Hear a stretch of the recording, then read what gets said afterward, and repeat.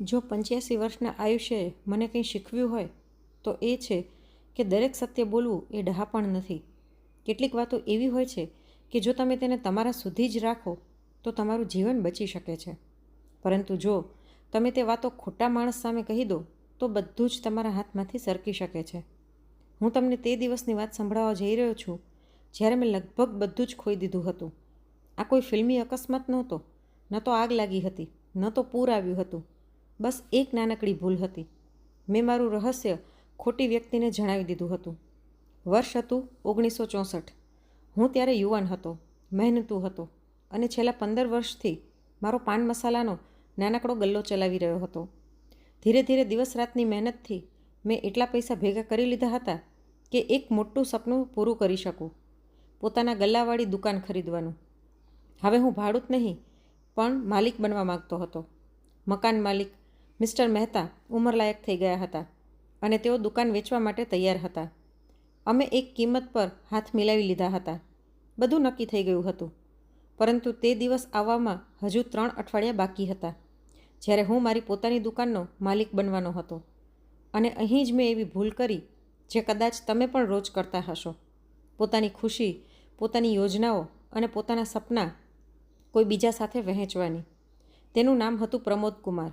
તે દરરોજ મારા પાનના ગલ્લે પાન ખાવા આવતો હતો. ધીરે ધીરે અમારી વચ્ચે વાતચીત થવા લાગી.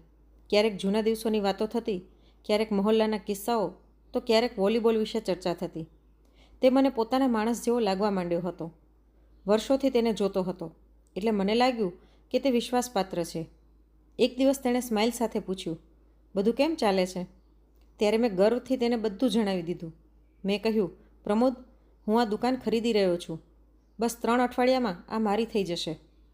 એક ક્ષણ માટે મને લાગ્યું કે હું મારી ખુશી વહેંચી રહ્યો છું, પરંતુ હકીકતમાં હું મારું નસીબ કોઈ બીજાના હાથમાં સોંપી રહ્યો હતો. 2 દિવસ પછી એક ફોન આવ્યો અને એ એક ફોન કોલે મારું જીવન બદલી નાખ્યું. મિસ્ટર મહેતાએ મને જણાવ્યું કે કોઈએ નક્કી કરેલી કિંમત કરતાં 20% વધુ ઓફર કરી છે અને તે પણ રોકડમાં, તાત્કાલિક ડીલ સાથે. અને તે વ્યક્તિ બીજો કોઈ નહીં પણ એ જ માણસ હતો જેના પર મેં વિશ્વાસ કર્યો હતો, પ્રમોદ કુમાર. તેણે ફક્ત એક માહિતીનો ફાયદો ઉઠાવીને મારું સપનું મારી પાસેથી છીનવી લીધું. ત્યારબાદ આવતા 8 વર્ષ સુધી તે મારો દુકાન માલિક બનીને રહ્યો. તેણે ભાડું વધાર્યું, મને હેરાન કર્યો અને દરેક વખતે મને મારી એક જ ભૂલની યાદ અપાવી કે મેં મારી વાત ગુપ્ત રાખી નહોતી. તે દિવસે મેં શીખ્યું કે જીવનમાં કેટલીક વાતો એવી હોય છે જેને ચૂપ રહીને જ સુરક્ષિત રાખી શકાય છે. આ ચાલાકી નથી, આ સમજદારી છે. કારણ કે શબ્દોમાં તાકાત હોય છે અને એકવાર તે બહાર નીકળી જાય પછી તમે નક્કી કરી શકતા નથી કે તે ક્યાં સુધી પહોંચશે અને કયા સ્વરૂપમાં પાછા આવશે. આજે 88 વર્ષની ઉંમરે હું તમને તે 7 રહસ્યો જણાવવા જઈ રહ્યો છું જે મેં બહુ મોડેથી શીખ્યા. પરંતુ કાશ મને આ વાતો પહેલાંથી ખબર હોત. પહેલી વાત જે તમારે ક્યારે કોઈને ન કહેવી જોઈએ, તમારી પાસે કેટલા પૈસા છે. સાંભળવામાં આ એક સીધી અને નાની સલાહ લાગે છે, પરંતુ માણસ તરીકેના જીવનના અનુભવથી હું તમને જણાવી રહ્યો છું કે આ એવી ભૂલોમાંની એક છે જે ચૂપચાપ તમારા આખા જીવનનું સંતુલન બગાડી શકે છે. જ્યારે હું યુવાન હતો ત્યારે પૈસા વિશે ખુલ્લેઆમ વાત કરવી સારું માનવામાં આવતું નહોતું. તે એક અંગત બાબત ગણાતી હતી, જેમ કે તમારું સ્વાસ્થ્ય અથવા તમારા સંબંધો. લોકો પાસે પૈસા હોય કે ન હોય તેની જાહેરાત કરતા નહોતા. પરંતુ ધીરે ધીરે મેં દુનિયાને બદલાતી જોઈ છે.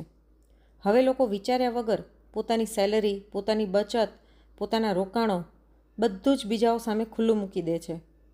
ક્યારેક મિત્રોની વચ્ચે, ક્યારેક સહકર્મીઓ સામે અને ક્યારેક તો ઇન્ટરનેટ પર અજાણ્યા લોકો વચ્ચે પણ. અને મેં દરેક વખતે તેનું પરિણામ પણ જોયું છે. મને એક માણસ યાદ છે, રાજીવ. તે એક કંપનીમાં કામ કરતો સામાન્ય માણસ હતો. 1991માં તેનું જીવન અચાનક બદલાઈ ગયું જ્યારે તેને પોતાની આંટી તરફથી વારસામાં 10 લાખ રૂપિયા મળ્યા. તે સમયે આ રકમ ખૂબ મોટી ગણાતી હતી. એટલી મોટી કે કોઈ પણ વ્યક્તિ પોતાના જીવનને નવી શરૂઆત આપી શકે. પરંતુ રાજીવે એ જ ભૂલ કરી જે મોટાભાગના લોકો કરે છે. તેણે આ વાત પોતાના સુધી સીમિત રાખી નહીં. તેણે આ સમાચાર પહેલાં પોતાના કેટલાક સહકર્મીઓને કહ્યા, પછી પડોશીઓને અને ત્યારબાદ અન્ય ઓળખીતાઓને.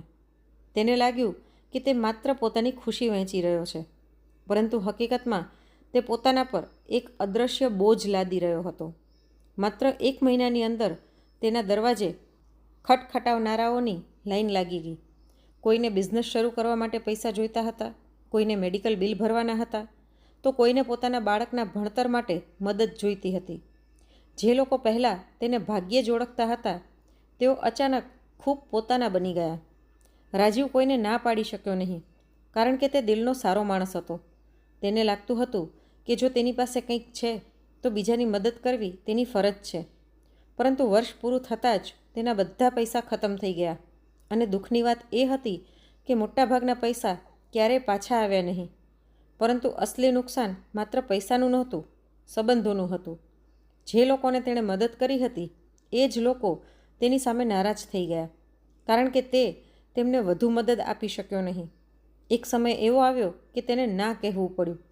તેના પૈસા વિશે જાણ્યા પછી લોકોનો નજરિયો બદલાઈ ગયો હતો, અને એવો બદલાવ ભાગ્યે જ સારો હોય છે. જ્યારે તમે લોકોને જણાવો છો કે તમારી પાસે કેટલા પૈસા છે, ત્યારે તમે અજાણતા જ તમારા સંબંધોનું સંતુલન બગાડી નાખો છો. જો તમારી પાસે તેમની કરતાં વધારે પૈસા હોય તો તેમની અંદર ઈર્ષ્યા, અપેક્ષા અથવા હકની ભાવના પેદા થઈ શકે છે. અને જો તમારી પાસે ઓછા પૈસા હોય તો તેઓ તમને ઉતરતા દરજ્જાના માણસ તરીકે જોવા લાગે છે, અથવા દયાની નજરે જોવાનું શરૂ કરે છે. આવી પરિસ્થિતિમાં સંબંધો પહેલાં જેવા નથી રહેતા. અને સાચું કહું તો એવી લગભગ કોઈ સ્થિતિ નથી હોતી જેમાં તમારા પૈસાની જાણકારી કોઈ સંબંધને વધુ સારો બનાવે. તેથી મારી સીધી સલાહ છે, તમારા પૈસા વિશેની માહિતી ખાનગી રાખો. આ તમારી અંગત બાબત છે. તમારા જીવનસાથીને તેની જાણ હોવી જોઈએ, તમારા એકાઉન્ટન્ટને જાણ હોવી જોઈએ, અને યોગ્ય સમય આવે તમારા બાળકોને પણ જાણ હોવી જોઈએ. પરંતુ તમારા સહકર્મીઓ, તમારા પડોશીઓ કે ઘણીવાર તમારા મિત્રો સુધીને પણ આ જાણવાની કોઈ જરૂર નથી. અને જો કોઈ તમને સીધું જ પૂછે તો યાદ રાખજો કે ઘણી વખત એ જ લોકો હોય છે જેમને આ વાતની જાણ બિલકુલ ન હોવી જોઈએ. બસ એક હળવી સ્માઇલ સાથે વાત વાળી લો. અમે ઠીક છીએ, આભાર. તમે કહો, બધું કેમ ચાલે છે? કારણ કે તમારું બેંક બેલેન્સ ફક્ત એક નંબર નથી, તે તમારી શાંતિ, તમારા સંબંધો અને તમારી સ્વતંત્રતા સાથે જોડાયેલું છે. તેથી તેને સંભાળીને રાખો. બીજી વાત જે તમારે ક્યારેય કોઈને ન કહેવી જોઈએ, તમે તમારા બોસ અથવા એવી કોઈ પણ વ્યક્તિ વિશે ખરેખર શું વિચારો છો જે તમારી ઉપર સત્તા ધરાવે છે. હવે તમે મને પૂછશો કે હું આ વાત કેમ કહું છું? કારણ કે મેં મારા જીવનનો મોટો ભાગ પોતાની દુકાન ચલાવવામાં વિતાવ્યો છે. એનો અર્થ એ નથી કે હું કોઈ મોટી કંપનીનો માલિક હતો, પરંતુ મારી પાસે સપ્લાયરો હતા, ગ્રાહકો હતા, અને એવા લોકો હતા જેઓ મારા વ્યવસાય પર અસર કરી શકતા હતા. મને રાજપાલ નામનો એક કર્મચારી યાદ છે. તે ખૂબ મહેનતુ અને પ્રામાણિક હતો, પરંતુ તેની એક ખામી હતી, તે પોતાની જીભ ઉપર કાબૂ રાખી શકતો નહોતો. તેને અમારા એક સપ્લાયર વિશે ઘણી ફરિયાદો હતી, અને સાચું કહું તો તેની ફરિયાદો સંપૂર્ણપણે ખોટી પણ નહોતી. તે સપ્લાયર મોંઘો હતો, ઘણી વખત મોડો સામાન આપતો હતો, અને એવો વ્યવહાર કરતો હતો જાણે અમારા પર કોઈ ઉપકાર કરી રહ્યો હોય. રાજપાલ પાસે ગુસ્સો કરવા માટે કારણ હતું, પરંતુ તેણે જે કર્યું તે મોટી ભૂલ હતી. એક દિવસ તેણે એક ગ્રાહક પાસે તે સપ્લાયરની બુરાઈ કરી દીધી. કદાચ તે માત્ર મન હળવું કરવા માગતો હતો, પરંતુ દુનિયા ઘણી નાની હોય છે, અને નસીબ ઘણીવાર અજીબ ખેલ રમે છે. તે ગ્રાહક એ સપ્લાયરનો પિતરાઈ ભાઈ નીકળ્યો. એક જ વાતે બધું બગાડી નાખ્યું. સપ્લાયરને આ વાતની ખબર પડી ગઈ. તેણે અમારી સાથેનો વ્યવહાર બંધ કરી દીધો, અને મને નવા સપ્લાયરો શોધવા પડ્યા, તે પણ વધુ ખરાબ શરતો પર. આ નુકસાનને સંભાળવામાં મને 6 મહિના લાગી ગયા, અને અંતે મને રાજપાલને નોકરીમાંથી કાઢવો પડ્યો. એટલા માટે નહીં કે હું તેના પર રિસાયો હતો, પરંતુ એટલા માટે કે હવે હું તેના નિર્ણય અને વિવેક પર ભરોસો કરી શકતો નહોતો. સત્ય એ છે કે ફરિયાદ કરવાથી ભાગ્યે જ કંઈ સારું થાય છે, ખાસ કરીને ત્યારે જ્યારે વાત એવી વ્યક્તિની હોય જેની પાસે તમારી ઉપર સત્તા હોય. જો તમને ખરેખર કોઈ સમસ્યા હોય તો કાં તો સીધી એ વ્યક્તિ સાથે વાત કરો, અથવા તેને તમારા સુધી જ સીમિત રાખો. પાછળથી વાતો કરવાથી તમને થોડી મિનિટોની રાહત મળી શકે, પરંતુ તેની અસર લાંબા ગાળે ઘણી વખત તમારી વિરુદ્ધ કામ કરે છે. તમારો જીવનસાથી એવી વ્યક્તિ હોઈ શકે છે જેના સાથે તમે ખુલ્લેઆમ વાત કરી શકો. કદાચ એ જ સંબંધની સુંદરતા છે. પરંતુ ત્યાં પણ સાવધાન રહો. તમારી વ્યથા તમારી આદત ન બનવા દો. ફરિયાદને તમારી ઓળખ ન બનવા દો. કારણ કે ધીરે ધીરે માણસ એ જ બની જાય છે જે તે વારંવાર બોલે છે. તેથી હવે પછી જ્યારે તમારા મનમાં કોઈના વિશે નકારાત્મક બોલવાની ઈચ્છા થાય ત્યારે પોતાની જાતને એક સવાલ પૂછજો. હું આ કરીને શું મેળવીશ અને શું ગુમાવી શકું? મોટા ભાગે જવાબ સ્પષ્ટ હશે. તમને થોડીવારની રાહત મળશે, પરંતુ તેના બદલામાં તમે ઘણું બધું ગુમાવી પણ શકો છો. તમારા શબ્દોને સંભાળીને રાખો. ગુસ્સો બહાર કાઢવાની બીજી પણ ઘણી રીતો છે. ચાલવું, સખત મહેનત કરવી અથવા કંઈક નવું સર્જવું. પરંતુ શબ્દોને તમારું હથિયાર ન બનાવો, કારણ કે શબ્દો એકવાર મોઢેથી નીકળી જાય છે, પરંતુ તેમના પરિણામો ખૂબ લાંબા સમય સુધી તમારી સાથે રહે છે. ત્રીજી વાત જે તમારે ક્યારેય કોઈને સહેલાઈથી ન કહેવી જોઈએ તે છે તમારી નબળાઈઓ અને તમારા ડર. જ્યાં સુધી તમે સામેવાળી વ્યક્તિ પર સંપૂર્ણ વિશ્વાસ ન કરતા હોવ ત્યાં સુધી આવી વાતો પોતાની પાસે જ રાખવી. હવે તેનો અર્થ એ નથી કે તમારે હંમેશા મજબૂત બનવાનું નાટક કરવું જોઈએ. બિલકુલ નહીં. માણસ ત્યારે જ સાચા અર્થમાં માણસ બને છે જ્યારે તે ખુલીને પોતાની લાગણીઓ વ્યક્ત કરે છે, પોતાના ડર અને પોતાની સચ્ચાઈ કોઈની સાથે વહેંચે છે. પરંતુ જીવન મને એક વાત શીખવાડી ગયું છે. દરેક વ્યક્તિ તમારી સચ્ચાઈ જાણવાની હકદાર નથી હોતી. કેટલાક લોકો તમારા દુઃખને સમજે છે, તમારી સાથે ઊભા રહે છે, જ્યારે કેટલાક લોકો એ જ દુઃખને એક દિવસ તમારી વિરુદ્ધ હથિયાર તરીકે વાપરે છે. મને આજે પણ મારો જૂનો મિત્ર યોગેશ યાદ છે. અમે બંને સાથે જ મોટા થયા હતા. એકબીજાના સપનાઓ અને ડર વિશે પણ જાણતા હતા. યોગેશ એક ખૂબ જ કાબિલ, મહેનતુ અને પ્રામાણિક માણસ હતો, પરંતુ તેની અંદર એક ઊંડો ડર હતો, લોકો સામે બોલવાનો, એટલે કે પબ્લિક સ્પીકિંગનો. જ્યારે પણ તેને લોકોની સામે બોલવાનું આવતું ત્યારે તેના હાથ ધ્રુજવા લાગતા, અવાજ અટકી જતો અને તેનો આત્મવિશ્વાસ જાણે ક્યાંક ખોવાઈ જતો.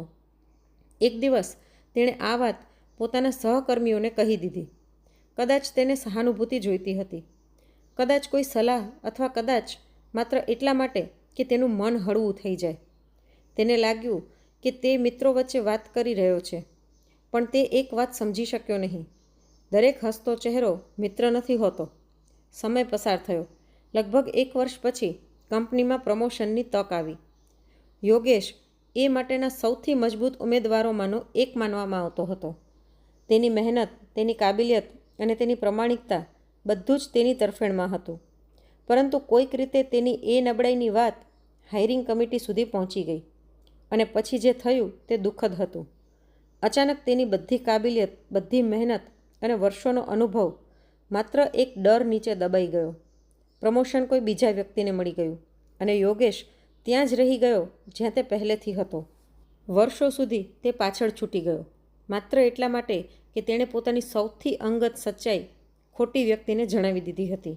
યાદ રાખજો, તમારી નબળાઈઓ અને તમારા ડર ખૂબ કિંમતી વસ્તુઓ છે.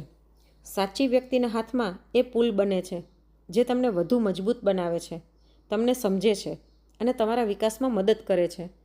પરંતુ ખોટી વ્યક્તિના હાથમાં એ જ વસ્તુ હથિયાર બની જાય છે.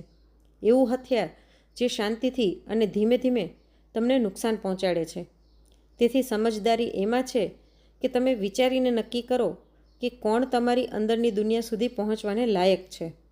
કોઈની સાથે તમારી સચ્ચાઈ વહેંચતા પહેલાં પોતાની જાતને થોડા પ્રશ્નો પૂછો. શું આ એવી વ્યક્તિ છે જેણે સમય જતાં મારો વિશ્વાસ જીત્યો છે?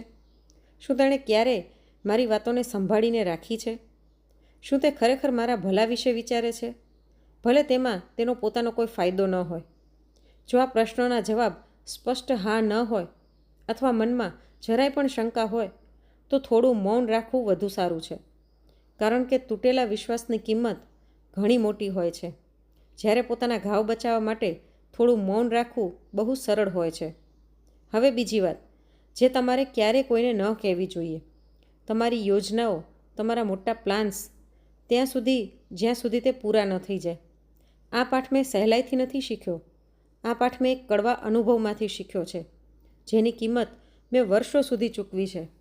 જ્યારે તમારા મનમાં કોઈ મોટું સપનું હોય, કંઈક નવું શીખવાનું હોય, કંઈક બદલવાનું હોય અથવા જીવનમાં કંઈક મોટું હાંસલ કરવાનું, ત્યારે અંદર એક ઉત્સાહ હોય છે. તેને કોઈની સાથે વહેંચવાની બેચેની હોય છે. તમે ઈચ્છો છો કે લોકો તમારા વખાણ કરે, તમારી પીઠ થાબડે અને કહે કે વાહ, તું તો કમાલ કરી રહ્યો છે. પરંતુ હકીકત એ છે કે જેવી તમે તમારી યોજનાઓ સમય પહેલાં દુનિયા સામે મૂકો છો, તમે તેને નબળી પાડી દો છો. મેં મારી નજરે જોયું છે કે જ્યારે તમે વહેલું જણાવી દો છો, ત્યારે 3 બાબતો લગભગ હંમેશા બને છે. 1. તમે બીજાને દખલગીરી કરવાની તક આપો છો. દરેક વ્યક્તિ તમારી વાર્તાનો ભાગ બનવા માંગે છે. કેટલાક લોકો સલાહના નામે અને કેટલાક તકનો ફાયદો ઉઠાવવા માટે. મેં પોતે આ ભૂલ કરી હતી અને તેનું પરિણામ તમે મારી વાર્તામાં જોયું જ છે. બીજું, તમે વણમાગી સલાહને આમંત્રણ આપો છો. દરેક માણસ પોતાના અનુભવ મુજબ તમને રસ્તો બતાવવા માંગે છે, પણ તેમનો ડર, તેમની મર્યાદાઓ અને તેમનો નજરિયો ધીરે ધીરે તમારા આત્મવિશ્વાસને ખાઈ જાય છે. ત્રીજી વાત સૌથી અજીબ પણ સૌથી ખતરનાક છે. જ્યારે તમે તમારા પ્લાન્સ વિશે વાત કરો છો, ત્યારે તમારું મગજ એ જ પ્રકારની ખુશી અનુભવે છે જેવી તમે તે લક્ષ્ય હાંસલ કરી લીધું હોય ત્યારે થાય. એટલે કે મહેનત કર્યા વગર જ સંતોષ મળી જાય છે અને પછી અંદરની આગ ધીમી પડવા લાગે છે. એટલા માટે મેં મારી જાત સાથે એક વચન લીધું. હવેથી મારા પ્લાન્સ ત્યાં સુધી મારા જ રહેશે જ્યાં સુધી તે હકીકત ન બની જાય, અથવા ઓછામાં ઓછા એટલા મજબૂત ન થઈ જાય કે કોઈ તેને હલાવી ન શકે. જ્યારે મેં માધવી સાથે લગ્ન કરવાનો નિર્ણય લીધો, ત્યારે મેં કોઈને જણાવ્યું નહીં. ન મિત્રોને, ના અડોસ પડોશને, અહીં સુધી કે મારા પરિવારને પણ નહીં, જ્યાં સુધી મારી પાસે વીંટી નહોતી અને તારીખ નક્કી નહોતી થઈ ગઈ. એવું નહોતું કે હું ખુશ નહોતો, હું બહુ ખુશ હતો, પણ હું જાણતો હતો કે લોકો પોતાના અભિપ્રાય આપશે, પોતાનો ડર થોપશે અને પોતાની શંકાઓ નાખશે. હું મારા જીવનના આટલા મોટા નિર્ણયમાં તેમના ઘોંઘાટને મારા મગજમાં જગ્યા આપવા નહોતો માગતો. તો મારી સલાહ સ્પષ્ટ છે. તમારા પ્લાન્સને શાંતિથી પાંગરવા દો. તેમને શબ્દોથી નહીં, કામથી તાકાત આપો. અવાજ કર્યા વગર દિવસ રાત મહેનત કરો અને જ્યારે તે એટલા મજબૂત થઈ જાય કે દુનિયાનો કોઈ અવાજ તેને હલાવી શકે નહીં, ત્યારે તેને બતાવો. એક જૂની ઇટાલિયન કહેવત છે, જે બોલે છે તે વેરે છે, જે ચૂપ રહે છે તે ભેગું કરે છે. તમે ભેગું કરતા રહો. તાકાત, પ્રગતિ અને પરિણામો યોગ્ય સમય આવે દુનિયા પોતાની મેળે જ જોઈ લેશે. 5મી વાત જે તમારે ક્યારે કોઈને ન કહેવી જોઈએ કે તમે તમારી નોકરી, તમારા મોહલ્લા કે તમારા સંબંધો છોડવા વિશે વિચારી રહ્યા છો. જ્યાં સુધી તમે ખરેખર જવા માટે પૂરેપૂરા તૈયાર ન હો, ત્યાં સુધી આ વાત ન કરો. આ વાત પહેલાં પ્લાન્સ એટલે કે યોજનાઓ વિશે જે કહ્યું હતું તેની સાથે જોડાયેલી છે. પરંતુ આ વાત એટલી નાજુક અને અસરકારક છે કે તેને અલગથી સમજવી જરૂરી છે. કારણ કે જેવી તમે આ વાત કોઈની સામે મૂકો છો કે હું જવાનું વિચારી રહ્યો છું, તે જ ક્ષણથી બધું બદલાઈ જાય છે. ચૂપચાપ પણ હંમેશા માટે. મેં આ બદલાવ બરોબર જોયો છે.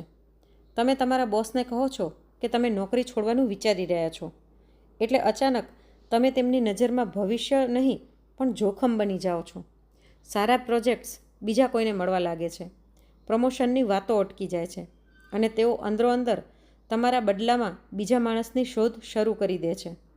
કારણ કે તેમના માટે હવે તમે એ માણસ નથી રહ્યા જે લાંબા સમય સુધી સાથે રહેશે. તમે એ માણસ બની ગયા છો જે ગમે ત્યારે જઈ શકે છે.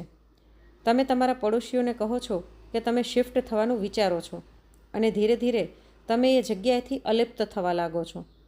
પહેલાં જે આપ્તજન જેવો ભાવ હતો તે ઓછો થવા લાગે છે. લોકો હવે તમને એ નજરે નથી જોતા જે નજરે પહેલાં જોતા હતા, કારણ કે તેમના માટે તમે અડધા તો જઈ ચૂક્યા હો છો. તમે તે ઘરમાં રહેતા હોવા છતાં તે સમુદાયનો હિસ્સો નથી રહેતા અને સૌથી ઊંડી અસર સંબંધોમાં થાય છે. જો તમે તમારા પાર્ટનરને કહી દો છો કે તમે તેમને છોડવાનું વિચારી રહ્યા છો, ભલે તમે ખરેખર જવા ના માગતા હો અથવા બસ તમારી લાગણીઓ વ્યક્ત કરવા માગતા હો, પણ તે એક વાક્ય પછી સંબંધ પહેલાં જેવો નથી રહેતો. ભરોસો એકવાર ડગી જાય પછી ફરી ક્યારેય તેટલી મજબૂતીથી ઊભો થતો નથી. મને એક મહિલા યાદ છે, પૂજા. તે મારા ઘરથી થોડે જ દૂર રહેતી હતી. એક દિવસ તેણે તેના પતિને કહ્યું કે તે છૂટાછેડા વિશે વિચારી રહી છે. ધ્યાન આપજો, તેણે એમ નહોતું કહ્યું કે તેને છૂટાછેડા જોઈએ છે, બસ એટલું જ કહ્યું કે તે વિચારી રહી છે. તે અંદરથી ખુશ નહોતી.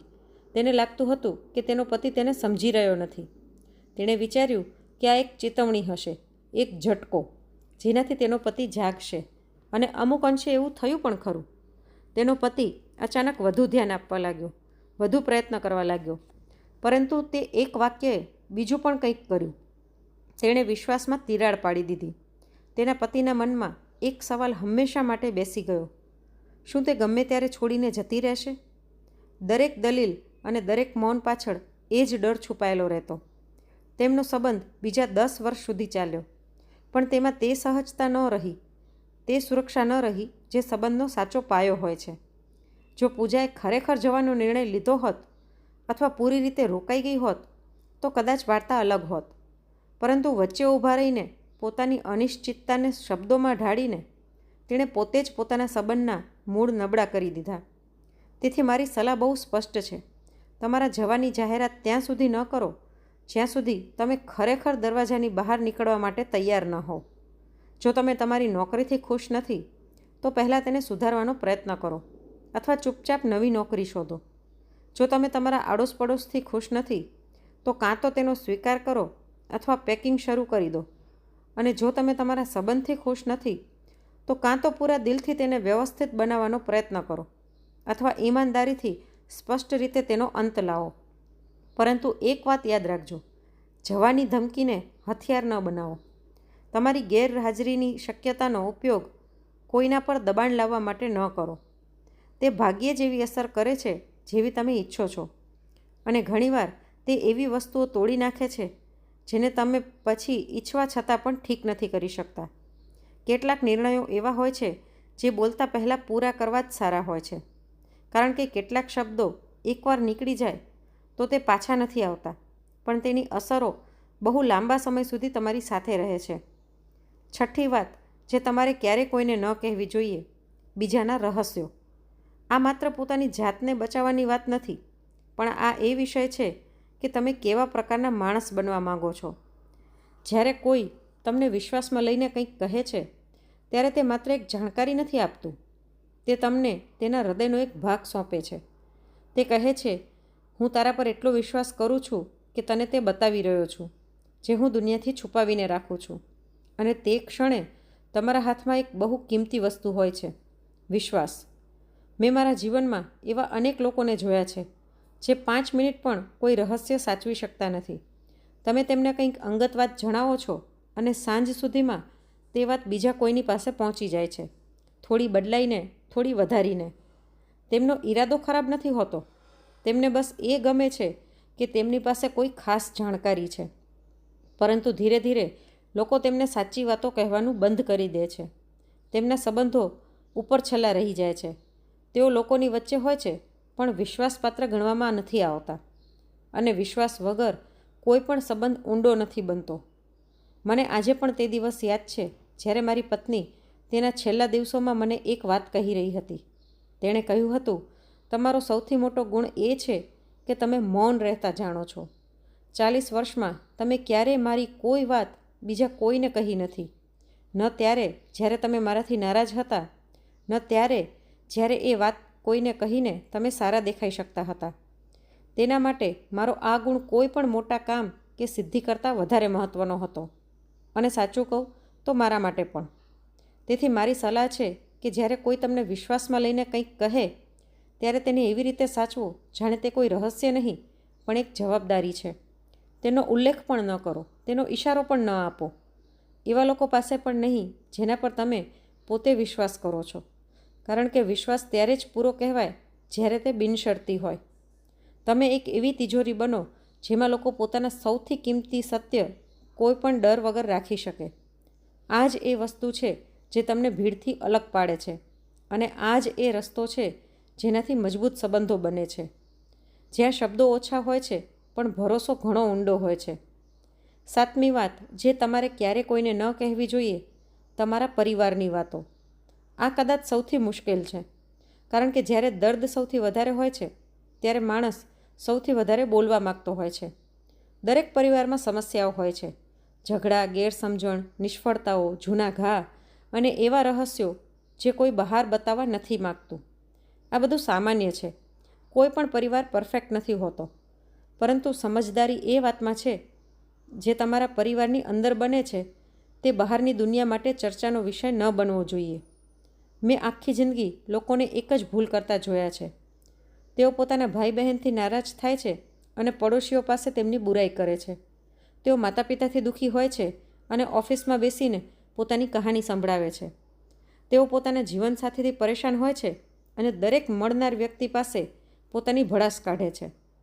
તે ક્ષણે તેમને લાગે છે કે તેઓ હળવા થઈ રહ્યા છે, પણ હકીકતમાં તેઓ પોતાના સંબંધોની એવી છબી બીજાના મગજમાં ચિતરી રહ્યા હોય છે જે પછી ક્યારેય પૂરી રીતે ભૂંસાતી નથી. કારણ કે બહારના લોકો તમારી કહાનીનું પૂરું સત્ય નથી જાણતા. તેઓ માત્ર તમારી ખરાબ ક્ષણો વિશે સાંભળે છે અને તેના આધારે પોતાનો અભિપ્રાય બાંધી લે છે. તમારા ભાઈ સાથેનો ઝઘડો 2 અઠવાડિયામાં પૂરો થઈ શકે છે. તમે બંને ફરી પહેલાં જેવા થઈ શકો છો. પણ જે પડોશીઓએ તમારી વાતો સાંભળી હતી તે તો તમારા ભાઈને હજી પણ એ જ નજરે જોશે. આ ફેરફાર ચૂપચાપ થાય છે, પણ લાંબો સમય રહે છે. મારા પોતાના જીવનમાં પણ એક એવો તબક્કો આવ્યો હતો જેણે મને આ પાઠ હંમેશા માટે શીખવી દીધો. મારો દીકરો. તેણે મારી સાથે 2 વર્ષ સુધી વાત નહોતી કરી. એ મૌન મારા માટે કોઈ સજાથી ઓછું નહોતું. દરેક દિવસ અને દરેક રાત તે અંતર મને અંદરથી તોડી નાખતું હતું. પરંતુ મેં તે દર્દને બહાર ફેલાવ્યું નહીં.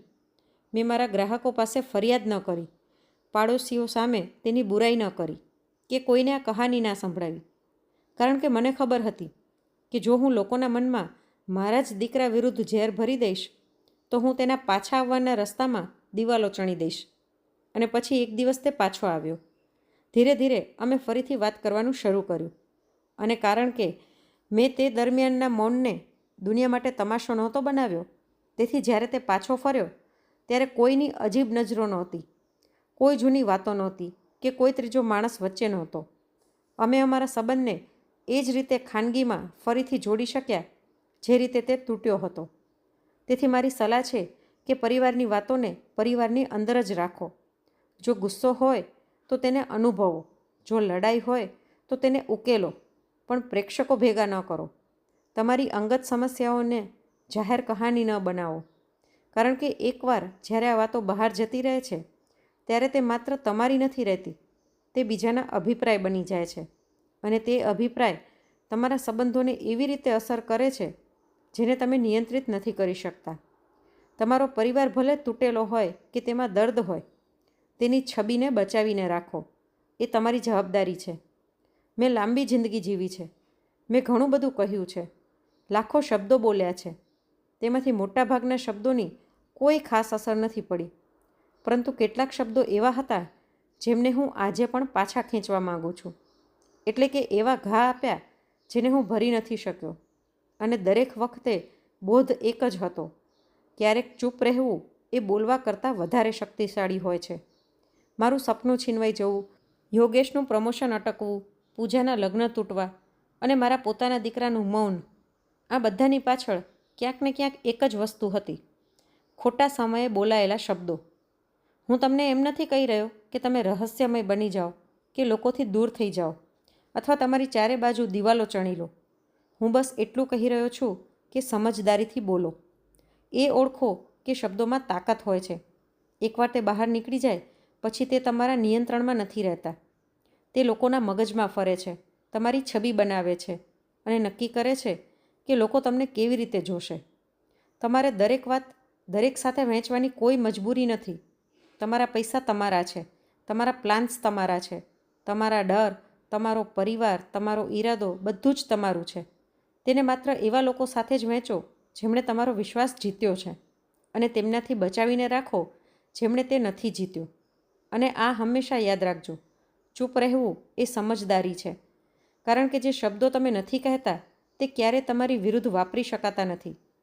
તો મિત્રો, આજની વાર્તા પરથી તમને કંઈ પણ શીખવા મળ્યું હોય તો વાર્તાને એક લાઇક કરીને વધુમાં વધુ શેર કરજો.